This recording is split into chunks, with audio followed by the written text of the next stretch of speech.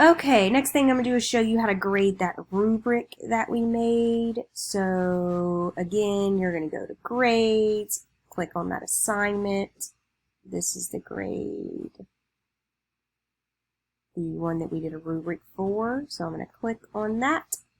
And then a lot of my students have been sending me the Google Doc back with like pictures inserted because we made them a little video of how to insert pictures. Or they at least typed the complete sentence and shot me a picture on Dojo of their work.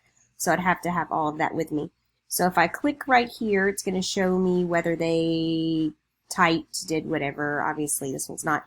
But here are my boxes. So either they showed their work, and, when you hover over them, it says, and they will get so, and then I can send them little message. So I'll just click what of these categories I'm giving them a grade in and put post.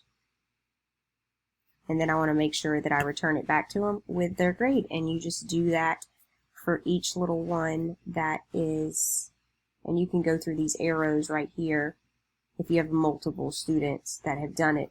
And you can go, they'll be listed right here who has turned it in and who hasn't as well.